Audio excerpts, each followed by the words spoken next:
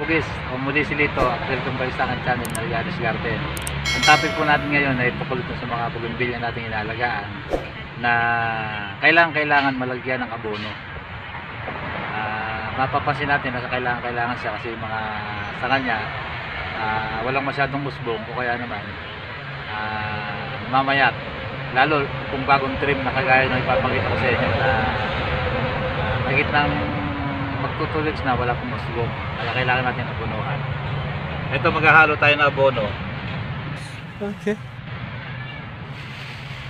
Lalagyan natin ng ito yung Viking na urea.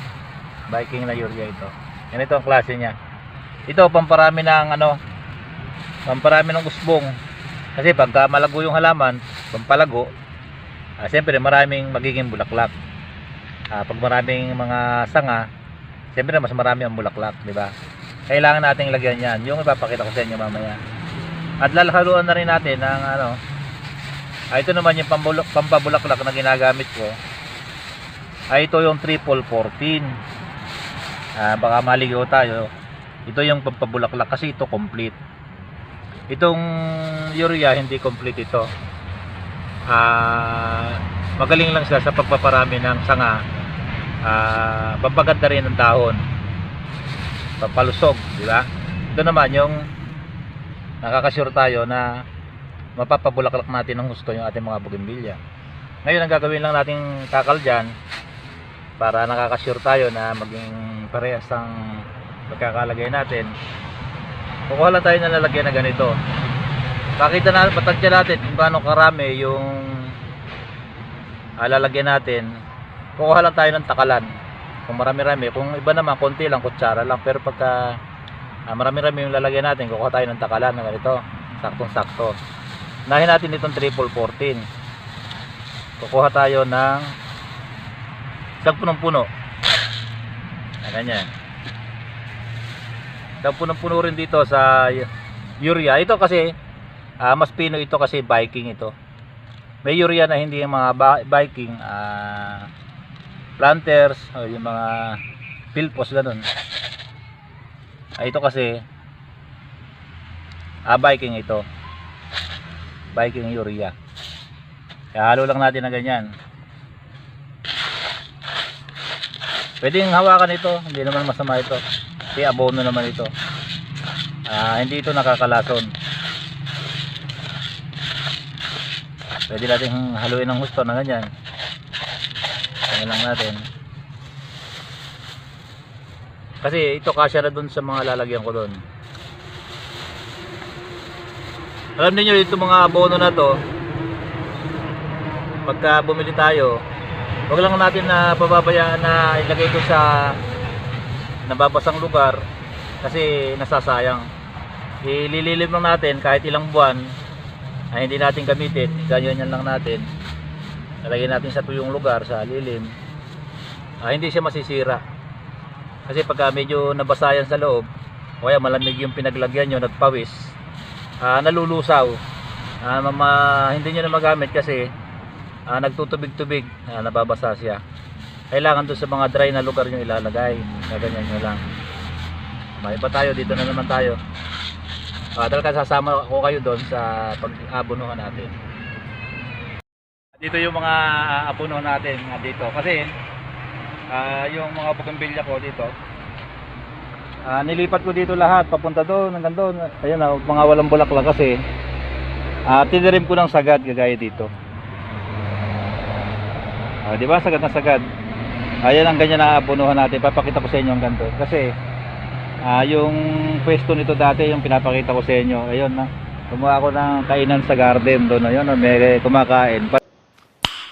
Nice. Parehas ko din na nagbubougainvillea, yung kargahan nila ng bougainvillea. Yun ang kainan, ayun. Meriendahan, kainan. Kaya nalipat dito yung mga halaman ko. Pero nung ilipat ko, sinabayan ko na ng trim. Pakita ko sa inyo. Kita nyo, sagad ang trim, di ba? Ito pa. Mga walang bulaklak. Ayan ang kailangan natin palaguin kasi ito mahigit ang 1 week, halos magto 2 weeks na trim ko, hindi masyadong nagsasanga, di ba? Kasi malamig pa nga ang panahon dito sa amin. Siguro isa na yon. Ngayon aabonuhan natin. Pero yung medyo uminit ngayon. Nakita nyo dito. Ito yung pang mga sagad na sagad dito. Nakita nyo mga bonsai ito. Nakita nyo, oh.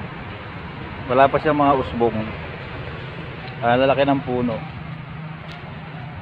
Ito nilagyan ko ng alambre dito kasi parang nabiyak siya. Nilagyan ko ng alambre, tinalian ko. Okay naman. Kahit ito, yung matagal na bonsai ko na ito. Walang mga usbong. Pero ito, yung dati napakalalago nito. Kaya lang sinagad ko ng trim. Ayan, crafted pa nga ito mga ito eh. Namamulaklak din ng konti-konti sa yung natira. May ibabaw. Ayan, lipstick pa yan. May red din. Ayan na abunahan natin ng urea kasi kailangan. Nandun no. Halos na lahat sila na triman. Bagong triman nandun. Mag-abono na tayo dito. Makita nyo may mga bato-bato. Kulang pa yung pagkakalagay ko ng bato kasi kung minsan alam nyo sa mga garden nyo, sa mga bougainvillea nyo o mga halaman nyo, pagka kung minsan kinakalkal ng pusa, diba? Kaya dapat lagyan natin ng mga bato-bato sa ibabaw. Ito kulang pa kasi pag dinidiligan ko natatabunan pero meron sa ilalim. Ayun, yung mga bato-bato. Ngayon lalagyan na natin ng abono. Ganito lang karami. Kakamayin na lang natin. Ganyan. 3 side ang lagyan natin. Ganyan. Ganyan lang karami. Huwag naman yung sobrang marami. Mas mainam na yung kulang kaysa dun sa sobra. Ito, pag napansin yung kulang, 15 days, lagyan nyo uli. Kaysa dun sa sobra, pag nasobrahan nyo, pati yung dahon, sa halip na may dahon-dahon pa ng konti na ganyan, malalaglag pa siya. Kaya kailangan, konti lang, mas maganda. Nakita nyo, masyadong na-trim, di ba? Ang lago kasi nito, lalaki ng mga o kahit ito, wala akong maipakita na bulaklak sa inyo ngayon kasi bagong lipat saka bagong trim. Kasi kung nilipat ko na rin lang, sabi ko, naisip ko triman ko na lang din. Palagyan na rin natin dito 3 side. Ayan, may bato-bato din, di ba? Dapat yan madiligan agad. Hindi ko nyo ipapakita sa inyo magdilig, pero dapat pagkatapos na abunuhan, diligan nyo na agad. Dito pa. Nakita nyo ito ugat lang ito. Dito yung puno niya, ito yung ugat, tinayo ko dyan. Diba?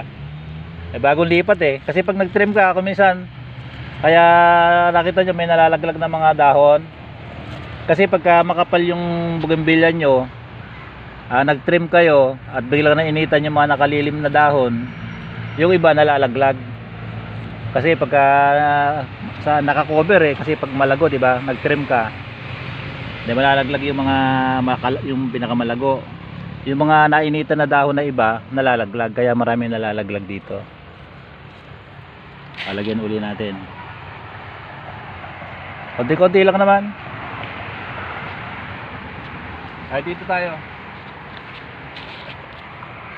Lagyan ko na rin yan. Ito yung sagad-sagadang trim na ginawa ko kasi sobrang lago nito. Mas maganda pa rin pagka neat, di ba? Yung maliit lang yung pinaka kumpol niya at punong-puno ng bulaklak kaysa dun sa sobrang malago na ganun. Di ba? Mas maganda 'yon. Para sa akin lang 'yon. Ganyan ulit natin ng konti-konti. Ito naman yung ito mapakatanda na sa akin itong bougainvillea na to. Ito na mapakatanda na ito na siguro sa akin ito 20 years na. Ito sa akin. Hindi ko na siya inalis diyan.